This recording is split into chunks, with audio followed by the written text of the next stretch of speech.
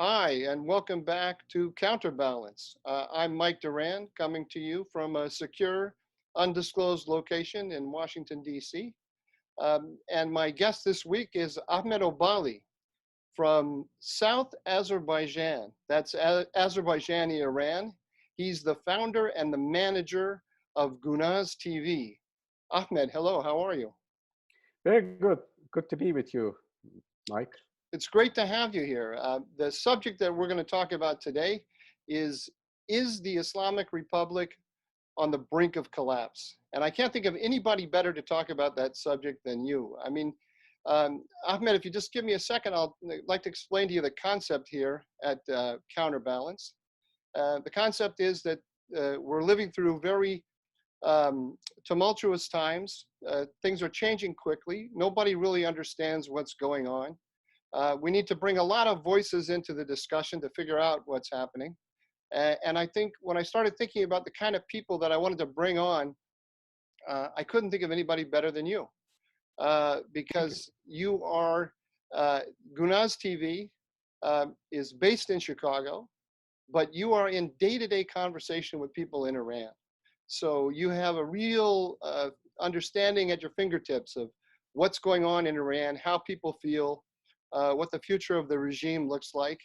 Again, welcome. And let me just put it to you flat right here at the beginning. Um, well, actually, before I put it to you flat, let me just talk to you a little bit about your personal story before we get into what's going on in Iran.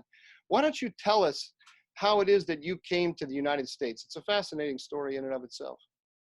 Well, I was a teenager when the Islamic Revolution was taking place. Shah had left the country, Pahlavis left the country as a family, and then Khomeini came in. We were, as a teenager, adventurous, participated in the so-called revolution as well. But as soon as the revolution actually took over, and then the Khomeini took over the power, we realized that it is actually not what we were looking for. A lot of people did the same. So then we turned around and we became an opposition group to the country, to the ruling ayatollahs or mullahs. So as a teenager, uh, I was in high school. We had organizations, small organizations in school, that we were opposing the so-called Islamic committees in high school. So I was arrested in the summer of 1960. In 1960, I was arrested when I was checking my grades from school, and Don't you mean uh, 1980? 1980. Sorry, 19. I'm looking. I'm talking about solar calendar in Iran. Yeah. But 1980, yes, right. Actually, 1981, right after the revolution, a year after the revolution, I was arrested, and what happened is they took me to not prison, but confinement. I was there for about 53 days. Um, was able to get out of the prison um, for temporarily. We claimed that my mother had a heart attack because she heard that I've been arrested. If she doesn't see me, she may die. Um, my brother put a 100,000 bond. At the time was about $15,000 cash bond. Plus, he himself became part of the bond that, with the promise that I'll go back to prison and go back to the court. Actually, I wasn't prosecuted yet. I was just arrested. So we took that opportunity. We both left the country. It took us about a year to leave through the mountains to Turkey. And then from Turkey, I went to Sweden with false passport, was deported back to Yugoslavia. From Yugoslavia, I became uh, a refugee under United Nations Refugee Program protection, and then went to Italy, lived there for about a year and a half. So altogether, I spent about 4 years in Europe, finally to get a visa a political asylum to United States in late 1985. Actually, November 1985, I came to US, went to California. After a few months, I had relatives in Chicago, moved to Chicago, and then I have been living actually in Chicago since. Now I had dinner with you in Washington, D.C. A couple months ago, and you told me then that you actually, when you went to Sweden as a refugee, they actually turned you back. Yes. I thought that was funny. I think you're the only person I've ever heard of that the Swedes turned away. Can you just tell us how that happened? Well, what I did is I had a false passport. And I didn't know that I am not supposed to have a passport when I turn myself in. So, and You mean then when you ask for asylum, you need to when I go to the airport, actually the officials, basically you turn yourself in as a refugee or looking for political asylum. But since I forgot to tear up my passport, although it was false, they said, no, you have a valid passport, you need to go back. I flew in from Yugoslavia to Sweden, and they did not accept me. So they had to return me, deport me back to where I flew in. That was Yugoslavia, Belgrade. So in Belgrade, I had some friends in Sweden that came to the airport. They informed the United Nations refugee program that I was in danger of being deported from Yugoslavia to Iran, and I would have been probably executed. And that's where I became part of the United Nations. So I'm laughing about the fact that the Swedes turned you away, but at the time it must have been harrowing. It was terrible. Obviously, I had to cut my wrist in Belgrade airport to survive a deportation, to buy some time. So UN refugee program would come and help me. And they weren't there. And there was an Iran Air going to Iran at the time, at exactly time that I arrived. So by the time ambulance came in or doctors came in and they treated my blood loss, it was enough time for UN refugee program to come in, Oh, wow. UNHCR to come in and help me out. Okay. It turned out to be a good one anyways. I'm glad that I came to US rather than Sweden. Both nice countries, but I think I did much better coming to US. Well, it's great having you here. Now, when did you set up Gunaz TV, and can you just tell us a little bit about that? Well, since 1989 or 1990s, when the Soviet Union was collapsing, we were kind of active in finding out or supporting the Northern Azerbaijan or Republic of Azerbaijan's independence from Soviet Union. I was more involved in political or human rights activism. And then after that, obviously the South Azerbaijan or the Azerbaijanis that are about almost 37 to 40% of the population in Iran.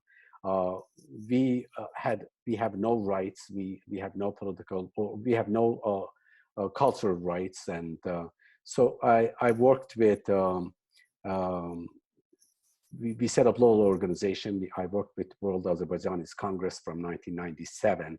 I worked with the United Nations Special Rapporteur on Iran, Mr. Maurice Capitor.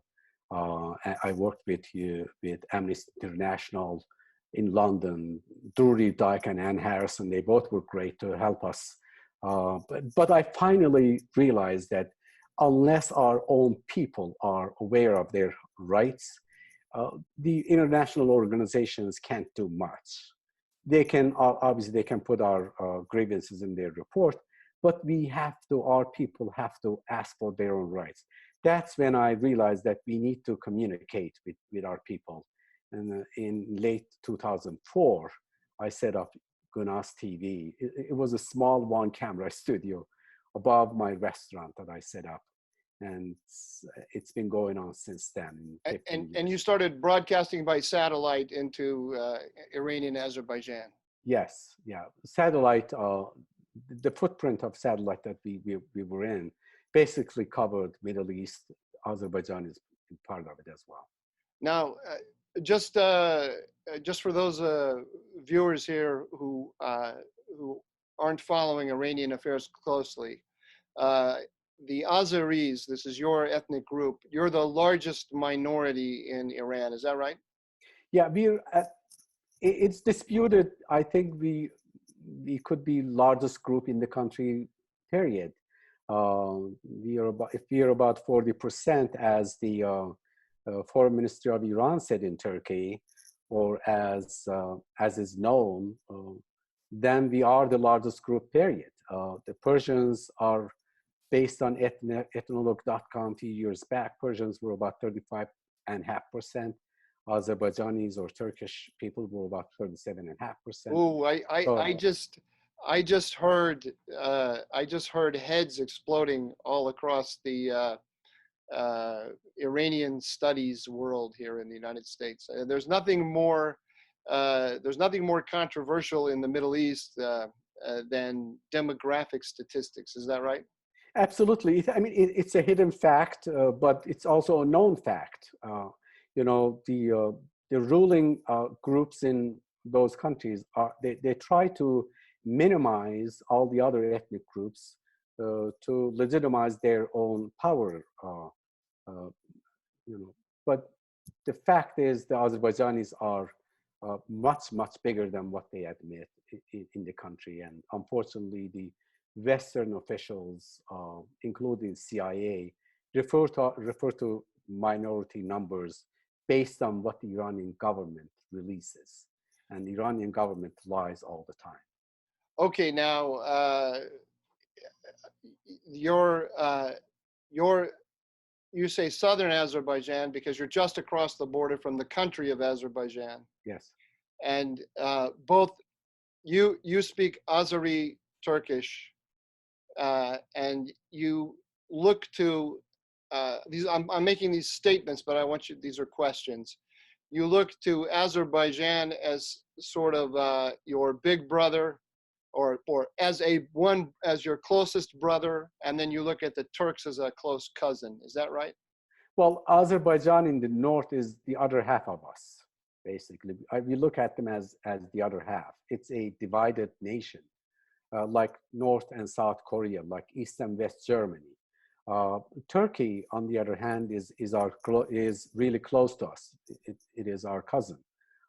We are basically same race, same people.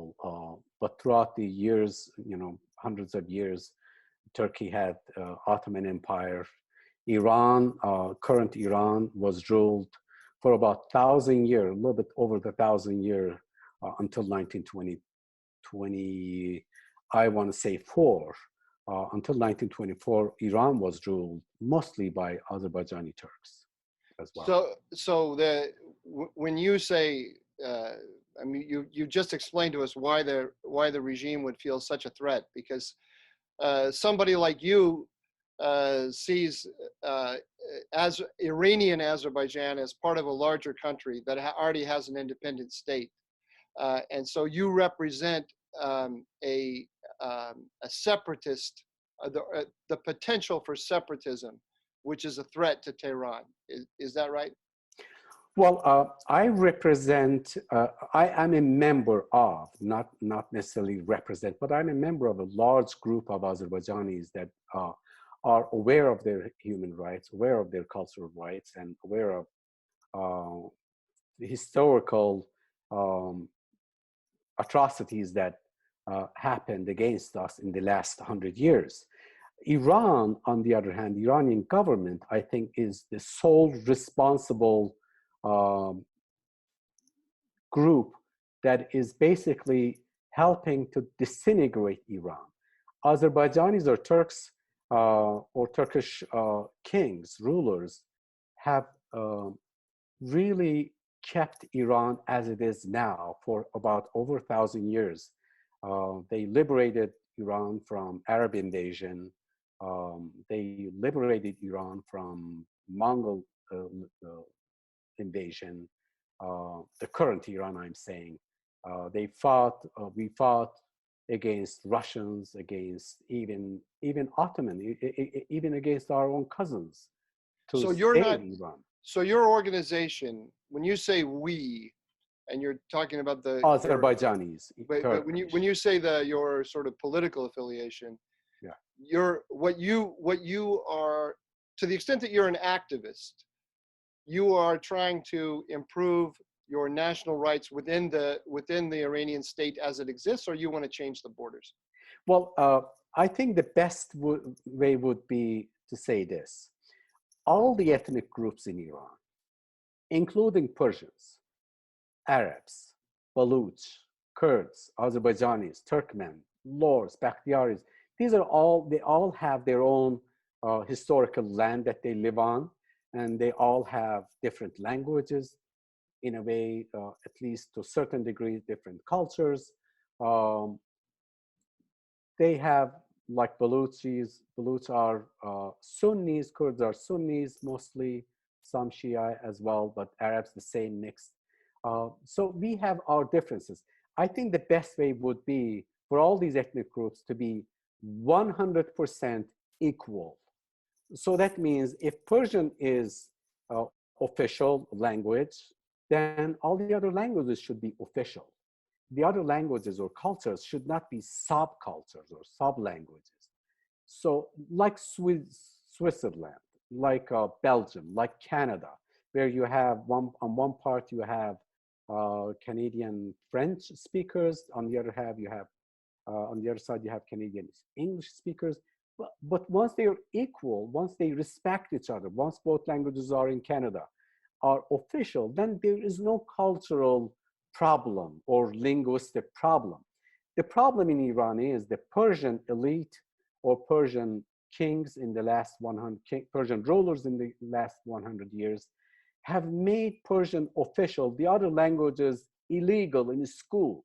So as a 6, 7-year-old boy, when I grew up in my family, I didn't know a single word of Persian, right? So the first school that I went to was completely Persian. It was a shock. I didn't know what to do. I didn't know what it means. Now, everybody in your where are you from in Iran? What's the name of your town or your village? Near Ardabil. It's another province near the Azerbaijani border by Caspian Sea. And so everyone in would you say you lived in a village or a city? What did you? Actually, I'm a tribesman. My first grade, I went to a school that was, with the tribe. We would move as the tribes moved. That was interesting. It was. Oh, you're actually from a nomadic tribe. Yes, I am a member of nomadic tribe. Our tribe is mostly settled in the cities of Ardabil and Neshki Shar, but we were nomadic tribe. Okay, now, if you had to guess, what percentage of Azeri-speaking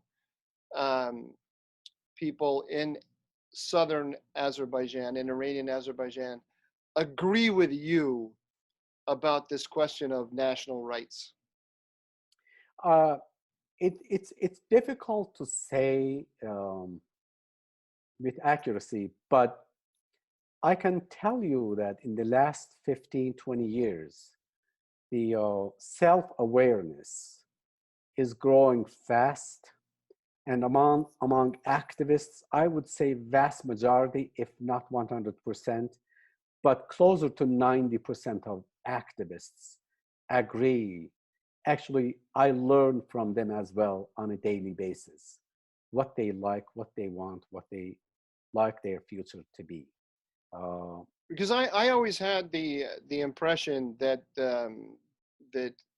Azerbaijan was the most integrated non-Persian ethnic group in the Persian-dominated state. Well, to a certain degree, you're right. Integration doesn't mean that you don't need, you cannot see what's happening.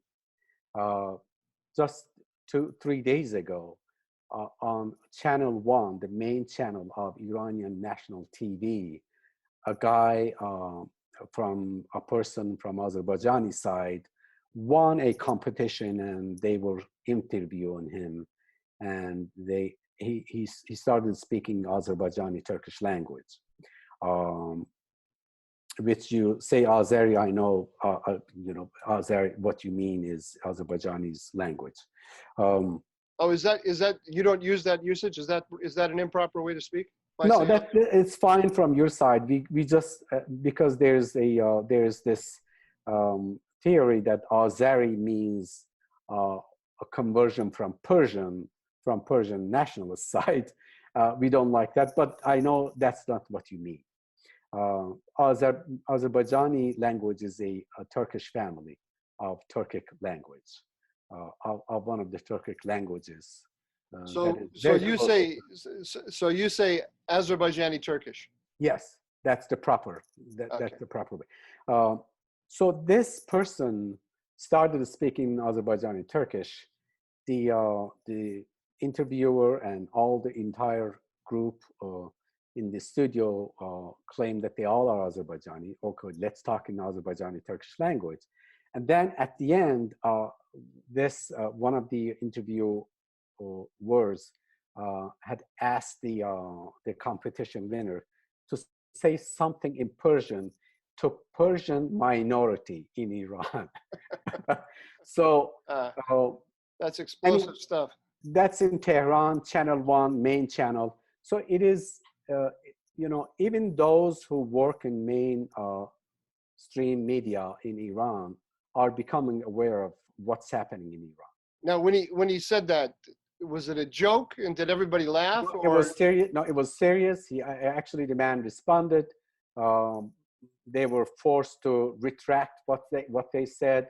The Ministry of Culture is involved. They issued a statement. This was horrible thing for them. So it became a problem for them. All right. Now, Gunaz TV, then you broadcast into southern Azerbaijan. I'll use your Yes. I'll use your terminology in Azerbaijani Turkish. Then you're not broadcasting in Persian at all. Actually, we do. We are the only television that has a continuous program in different languages. Our main language is Azerbaijani. Our main focus is the Azerbaijani Turks, and our main audience is from there. But we do have on Saturdays, we have a program. It's called Dialogue. That is in Persian. That we invite all the other ethnic members as much as possible. On a weekly basis, we discuss issues that are important to not only all the other ethnic groups, but to the country as a whole, including Persians. We invite Persians, Turks, Arabs, Baluchis, Turkmens, Kurds. So we invite all of those. We also have a program on Sundays. Our program is in different languages for ethnic groups. Like Arabs have their own language, their own program. I don't monitor them. I do monitor, but I don't ask them to say what I like. They're free as long as they stay away from violence and they stay away from demeaning other groups. Then they're free to say whatever they like.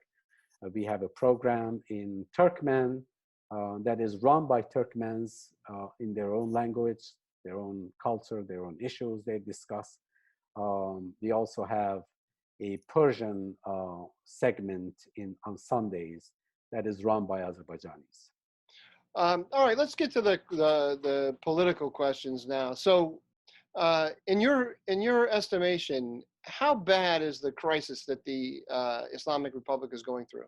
I mean, it seems clear to me, and again, I'll make this as a statement, but I'd love to get your reaction, that this is the worst crisis that the Islamic Republic has experienced since its inception.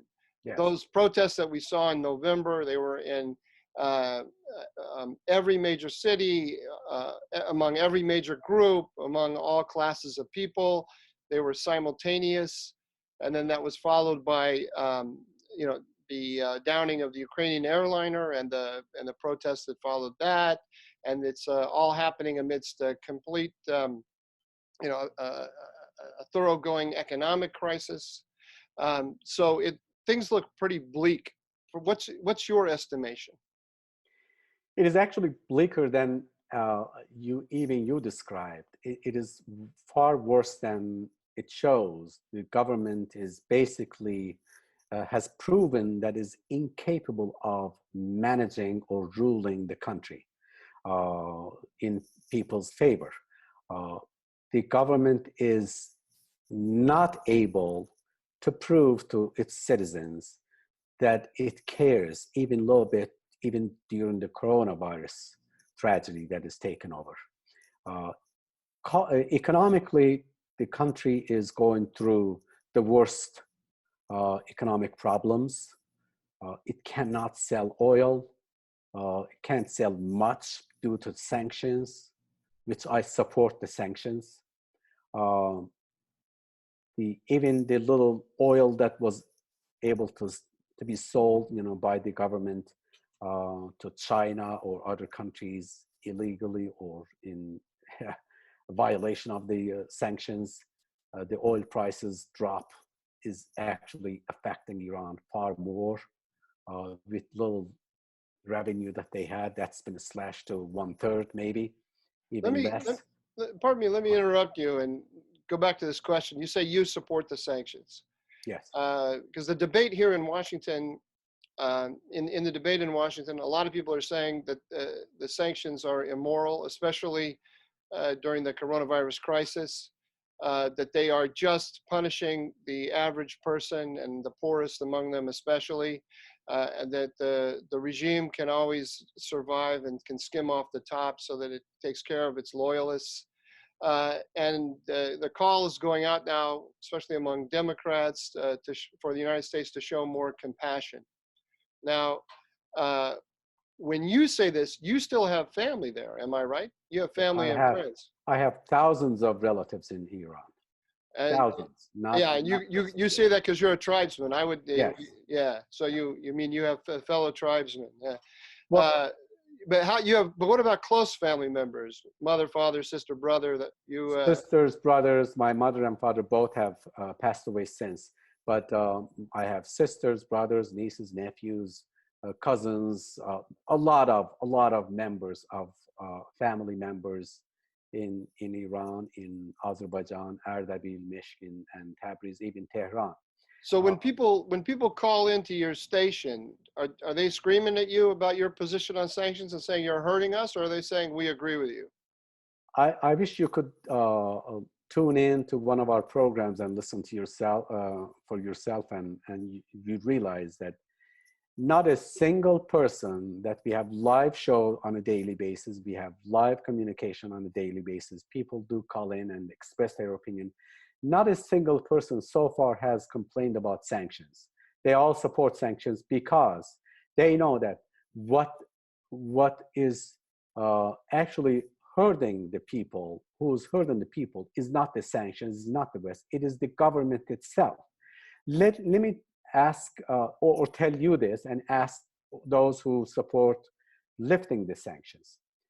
The sanctions were lifted towards the end of President Obama's administration. Hundreds of billions of dollars, either in cash or selling commodities, went to the government of Iran. What happened? Did it actually improve anything within the country? Did it improve economic suffrage? Did it improve country's economy? Nothing happened. Actually, it was worse since after the sanctions were lifted. The economic situation became worse for the people. Did it help, let's say, control the unemployment? No. Did it bring down the inflation? No. Did it create any new jobs? No. So what happened to that money? It went to uh, political elite. It went to the escrow accounts that is controlled by Khamenei. It went to Syria war. Went to Hezbollah. It went to Hamas. When Taliban, from Al Qaeda to everywhere, that government is willing to spend. They even spent money in Latin America, but they did not spend any of those money that came in bundles to it in within the country. But So sanctions they're doesn't. feeling that now, though, aren't they? I mean, the regime is feeling that this is a what you just expressed is the kind of feeling of people on the street, is it not?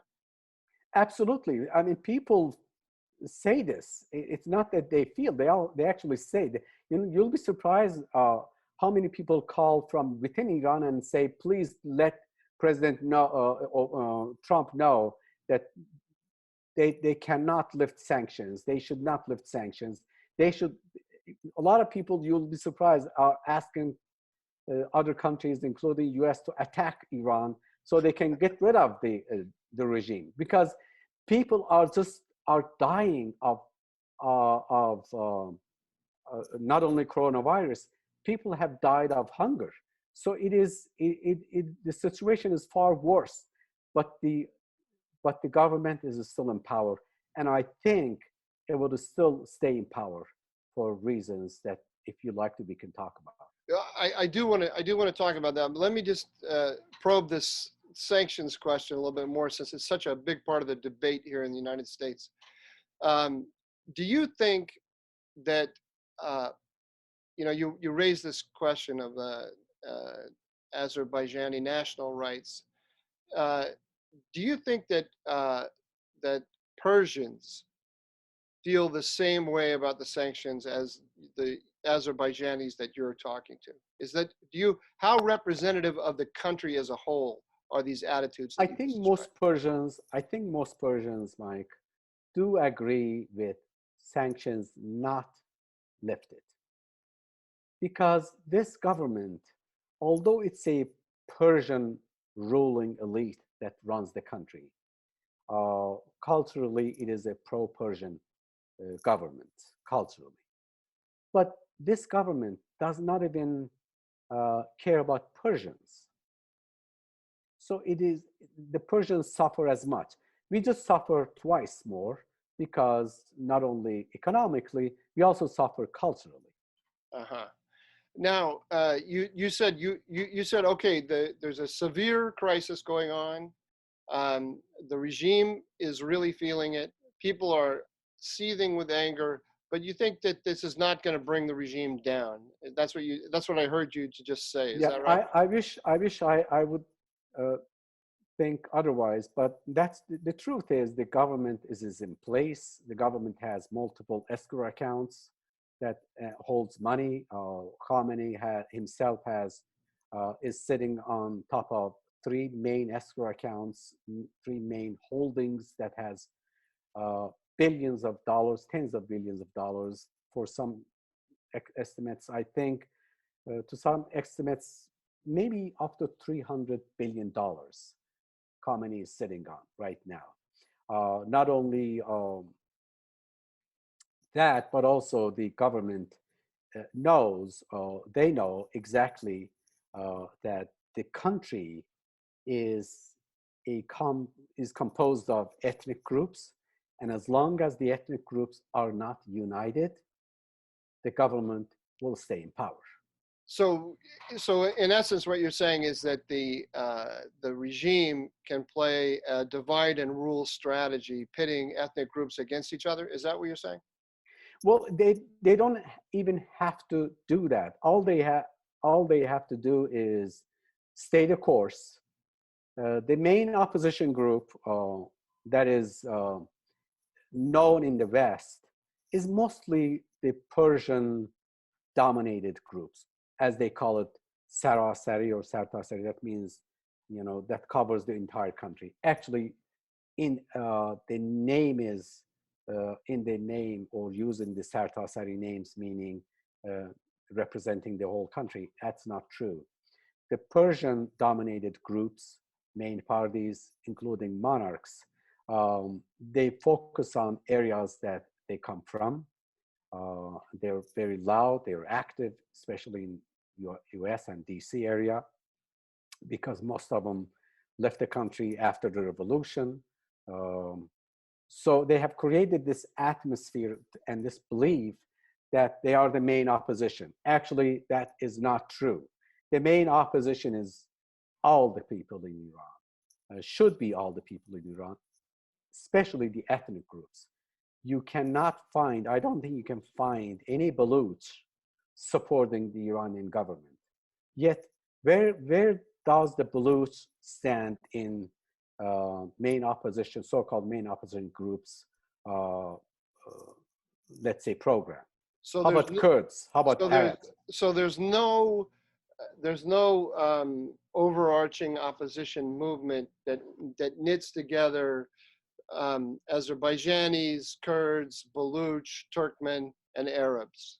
Is that what Yeah, you're saying? in theory, they say, oh yeah, we cover, we represent and or we respect all the national or ethnic groups or all the people of Iran. But that's only insane. I mean, if one is serious about having any change in Iran, or one is serious about overthrowing the government, they must understand that Iran is composed of different ethnic groups, that they have their own grievances as well. So Azerbaijanis or Kurds or Arabs, we are not willing to go die for change or overthrowing the government so another Persian group can come and take over. That's not going to happen anymore.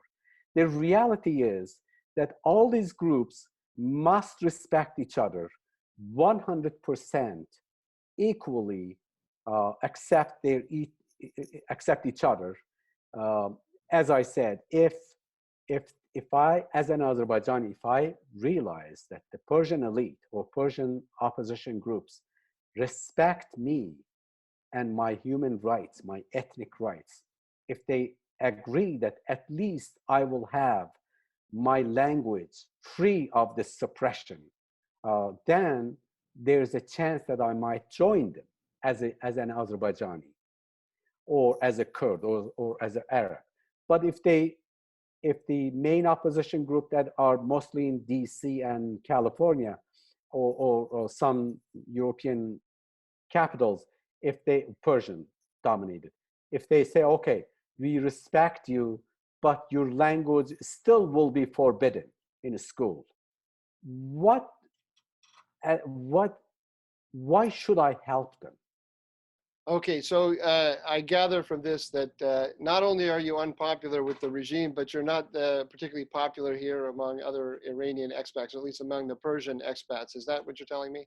I think so. To a certain degree, Iranian government is becoming more and more Iranian nationalist Islamic government.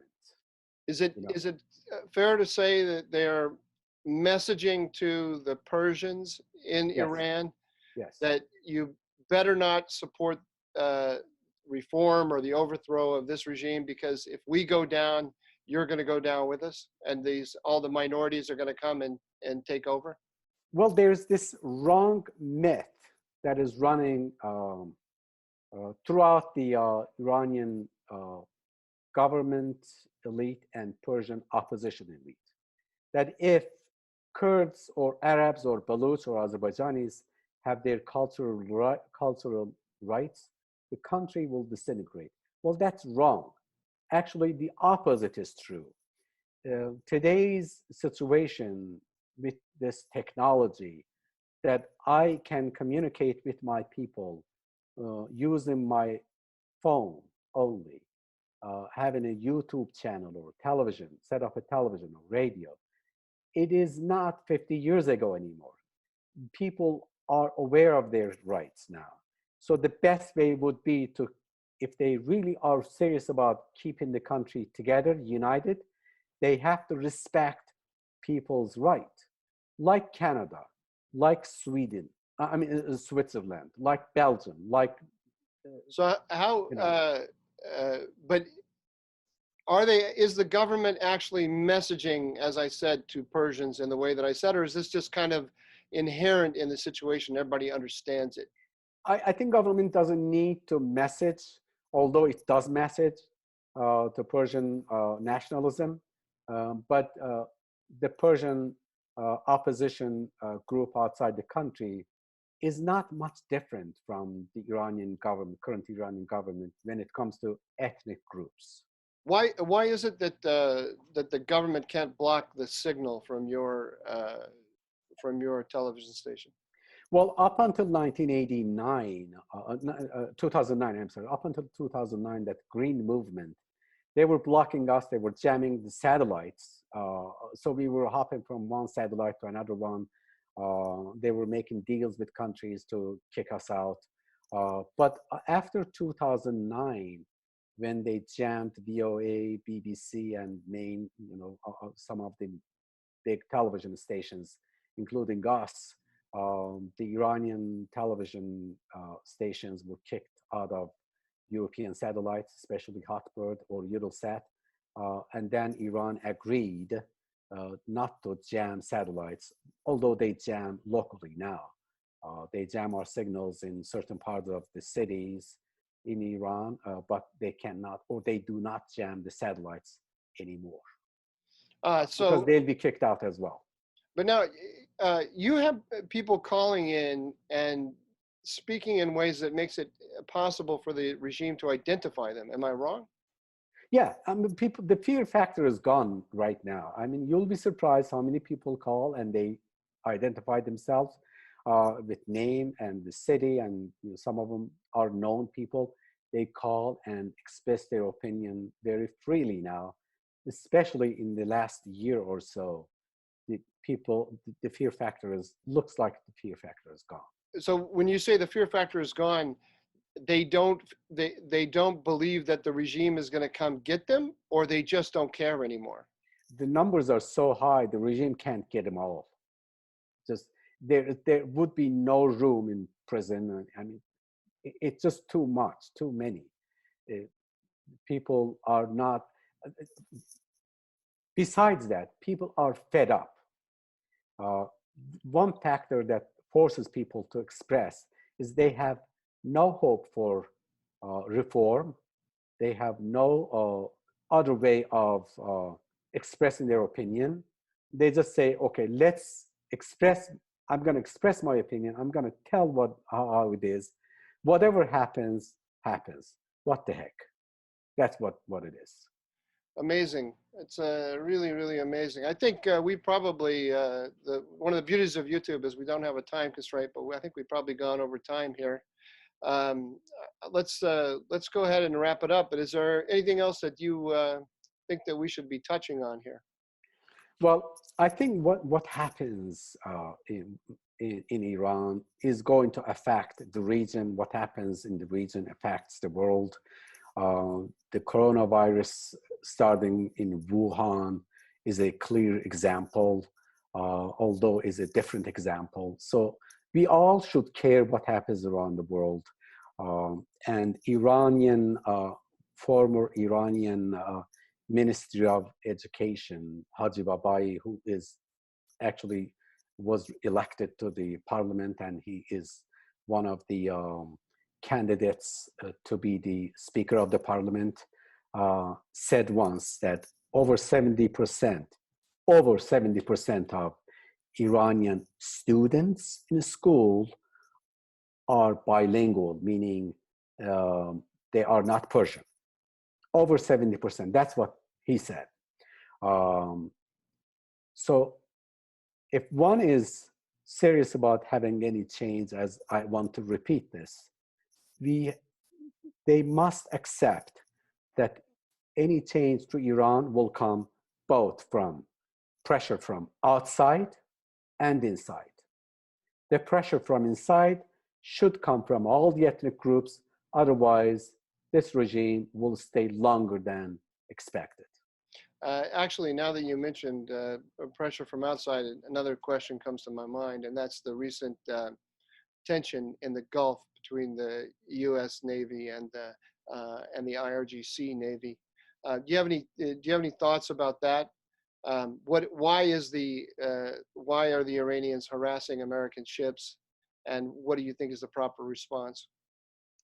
Well, I think Iranians are calculating that due to coronavirus, due to current situation in the world, and also the election being an election year in U.S., President Trump wouldn't go far enough. So they're trying to create a little problem or little crises that can take minds away from what's happening within Iran. That's one reason. Iran has been very good at this. So in order to cover a crisis, they create another crisis. So that would be focal point rather than Iran. But they are wrong. I think we can see that from President Trump's very clear message that he tweeted. They are wrong that if US is pushed, the US can actually respond. And if US responds, it would be a big response, like what they did rightfully by killing the number one terrorist after Al-Qaeda, which was Qasem Soleimani. So that was big is still big in Iranian mind, but they're just trying to create controlled small problems that they can turn around and claim within the country that they're not scared of. Now you just called him the Soleimani. You just called him the number two terrorist. I would actually call him the number one terrorist. But how after Al Qaeda's leader? I put him number one. Period. But okay. We don't need to argue about that. What does the how popular the regime wanted us to believe that he's very popular in Iran? Is there any truth to that at all? Well, once you said Iranian regime lies, if it moves its lips, it lies, right? So that was a good one. So yeah, if it snores, it lies. Yeah, I borrowed that from you, and I use that. Iran lies. If Iran says Qasem Soleimani is popular, that means he is not popular. Qasem Soleimani is not popular. In fact, one of the reasons that I think this government is going more Persian nationalist, they call them a Persian warrior rather than Islamic warrior. They also gave him another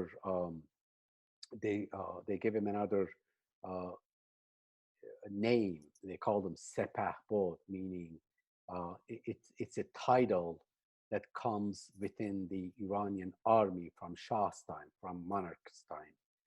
So they gave him a Sepahbod, meaning the highest title within the IRGC was Sardar, but they gave him a Sepahbod title, which belongs to the regular army.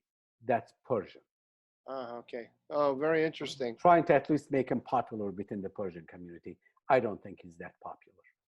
So all those hundreds of thousands of people we saw out in the street, they were bussed in by the regime, paid for by the regime. They just represent regime loyalists. All those regime does have some base. Don't take me wrong.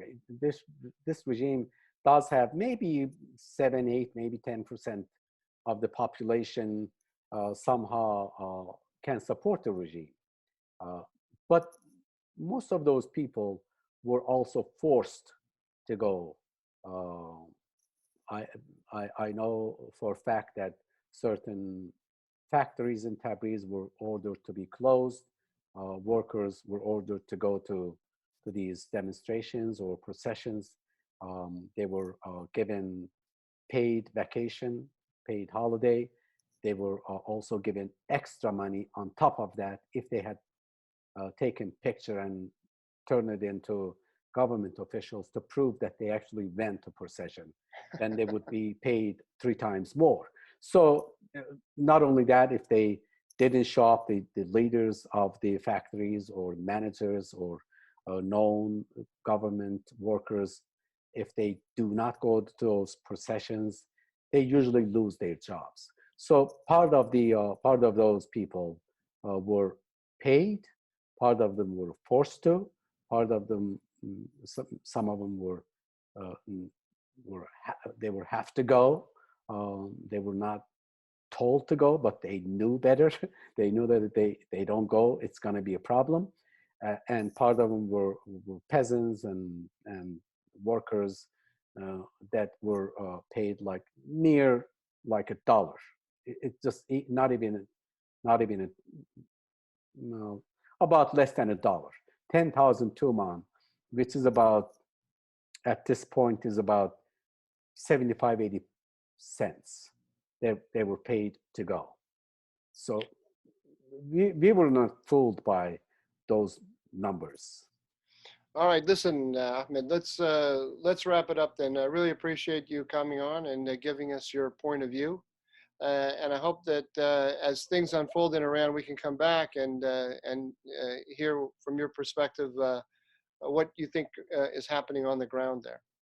Thank you, Mike, and good to be on a nice and free platform. And wish you best of what you're doing, and I think your YouTube channel, hopefully, I hope personally, will be more successful, because this is one platform that we need, the world needs, Middle East needs, and you as a one of the well-known Middle East experts know much more than you just asked me today. I know that for sure. Well, you know, at this point, the good news is there's no place to go but up. Thank you very much. Good luck. Thank you. Thank you very much. Take care. Bye-bye.